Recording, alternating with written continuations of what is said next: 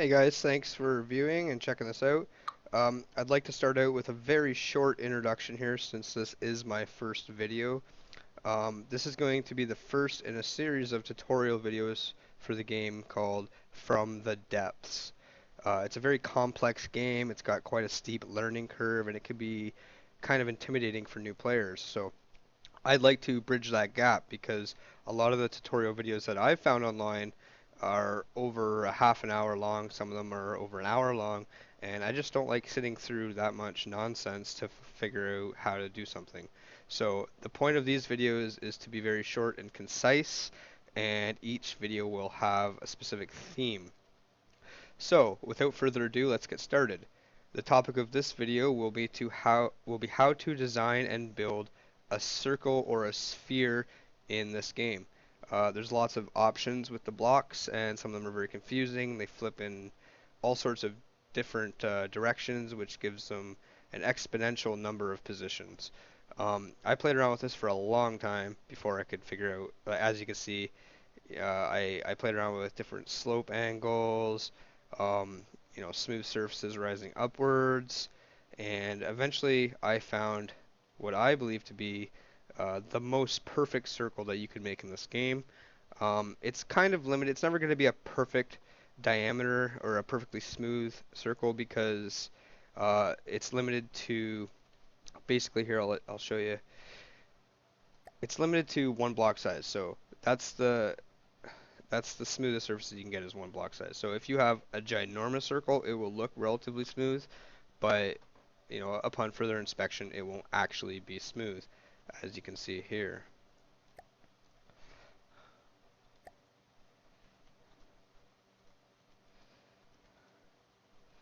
So this is just basically I'm playing off of different lengths of slope objects, um, and basically I'm just using the rise and the run to my advantage, because the wider the slope that you have, it's going to be a longer rise, and the shorter the slope you have, it's going to be a shorter rise. So if you use these two in conjunction, they're going to result in a slight, turning diameter. Here, let me show you real quick.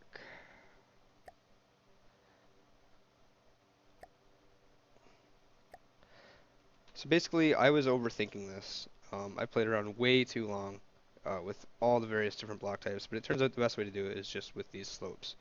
So if you want, one would think that if you wanted to make a circle, you could just place these in such a fashion.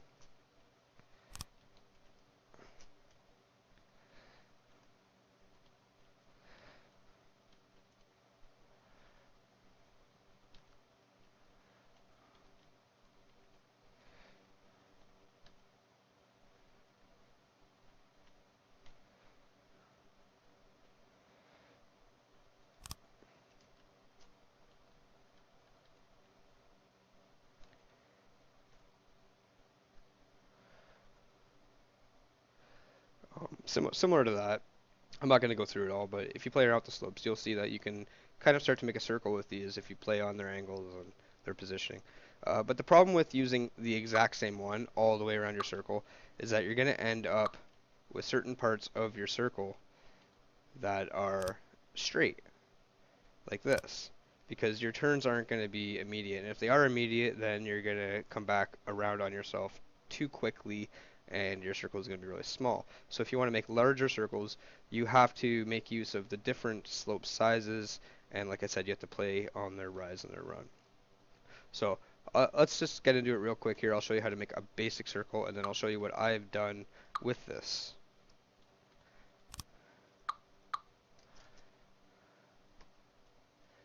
So you're going to start out just with a regular block,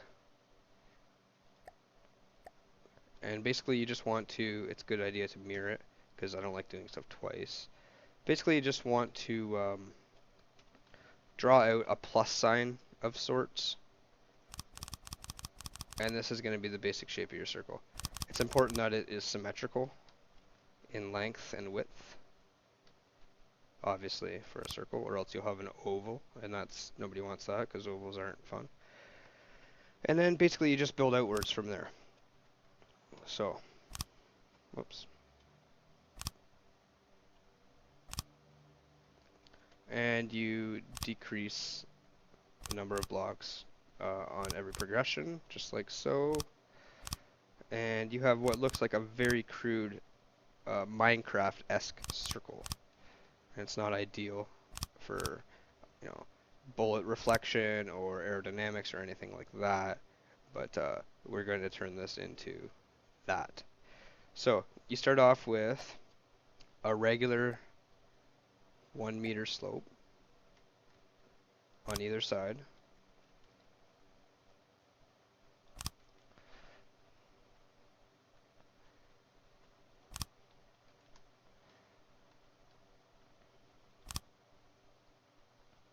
And you will carry this along with a 2 meter slope.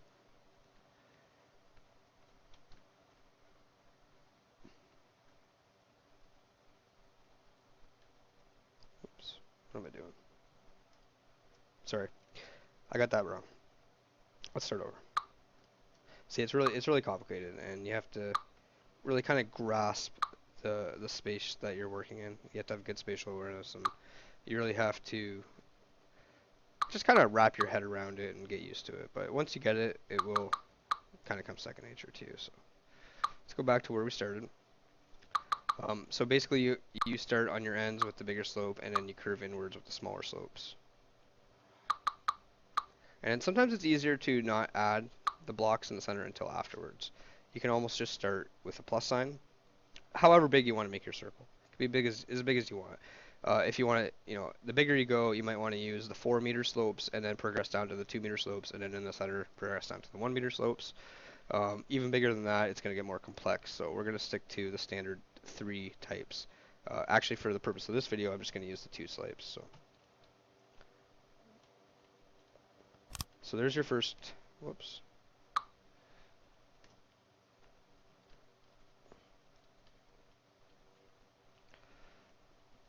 There's your first curve. So that's going to be what all 4 sides of your circle look like when it's said and done.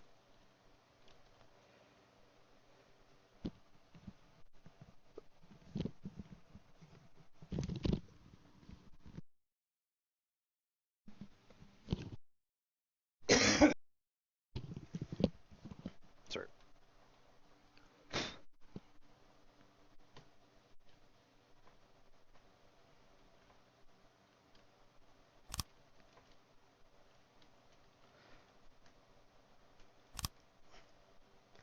Starting to look like a circle. Not quite, but getting there.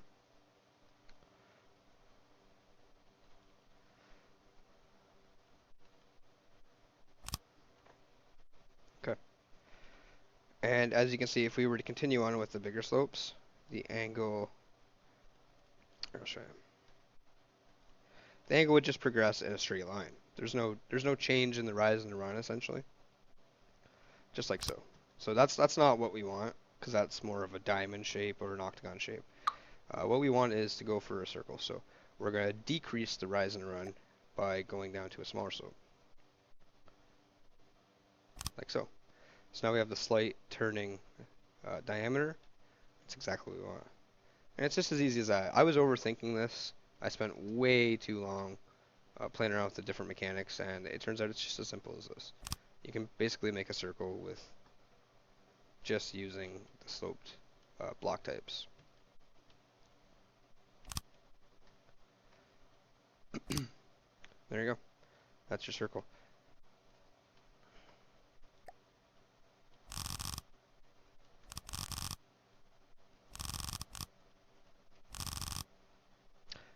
I'd like to point out that in my test piece here, it obviously looks quite a bit more rounded than the piece that I just did.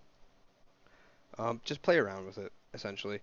You might have to add and remove some of the blocks extruding from your original plus sign. It's not going to be a perfect circle. Here, let me remove the slopes here and let me just color them here. So we'll go to color replace mode, and I'll just show you what my base design looks like.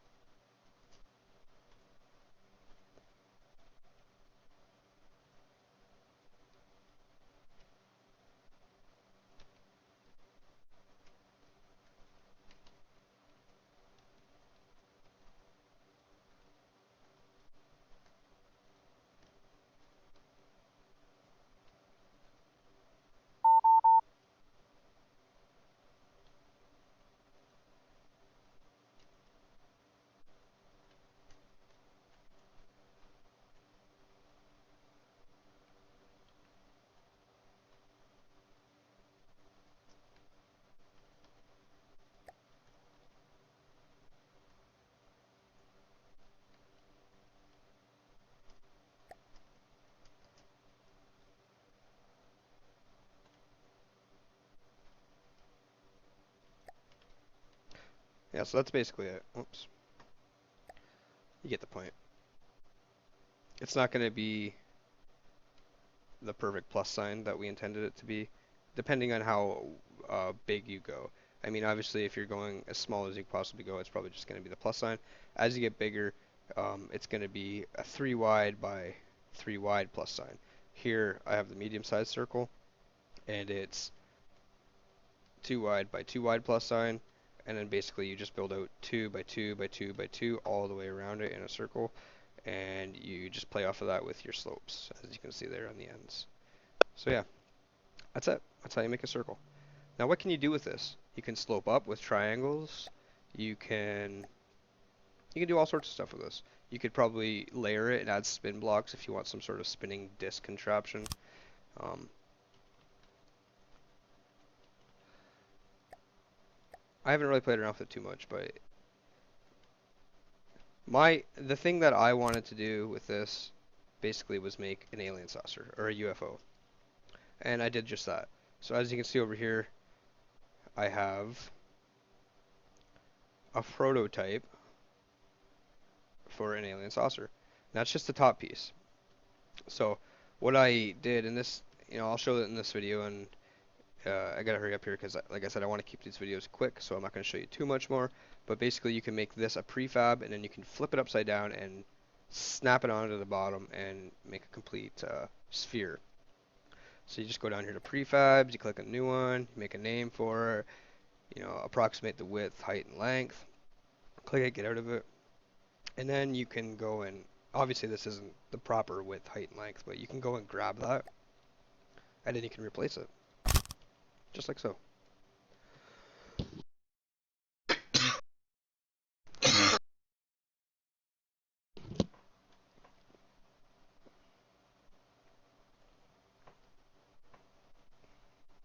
So what I did, sorry, choking on my water.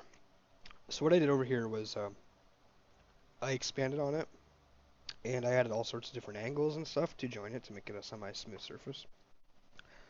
And I added some lights, and I hollowed it out.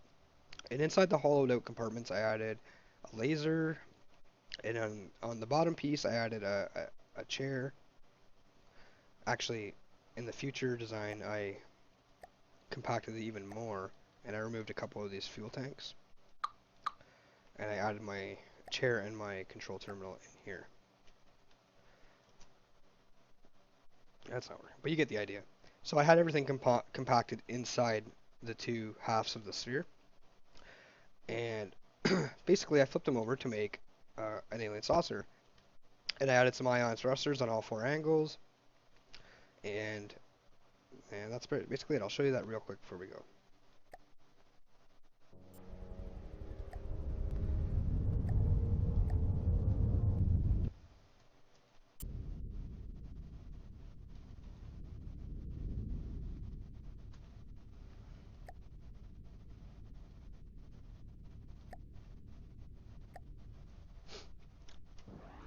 This is basically it right here. So I have ion thrusters top, bottom, sides, all over the place. Inside is, oops,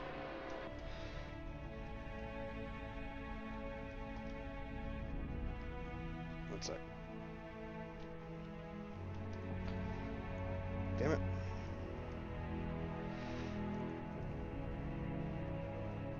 So yeah, inside is all the guts, basically. It's very compact. I used pretty much every extra spot or extra empty spot to add the weapon components, the chair, the controllers, the engines, the electric engines, the batteries, the generators. Everything is compacted in there.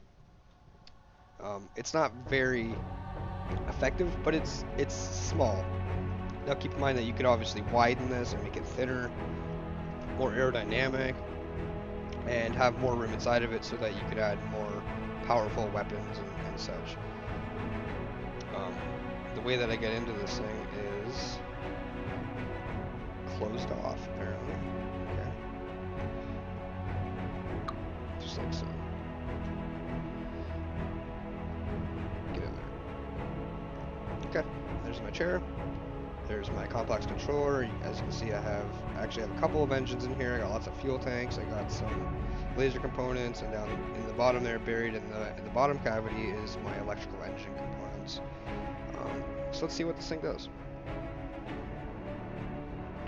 Basically, it works exactly like any other thruster. It goes in any direction, up, down, left, right, and it fires a laser. Albeit a very weak laser, but like I said, if you had more room, you could expand on that.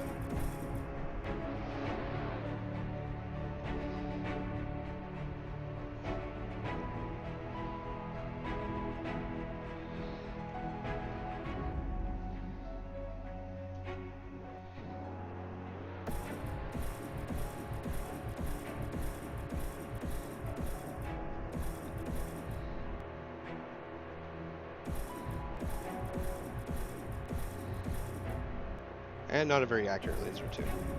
Oh well. It was a test design. So that's it. There you have it. Thanks for watching. I hope that helped you out, because there doesn't seem to be any information on how to build spherical objects on this game, and like I said, this is just going to be one of many tutorials that I try to bring to you guys, and I'm going to try and keep them as short as possible, as concise as possible, to the point, so that you don't have to watch a bunch of crap, a bunch of campaign nonsense.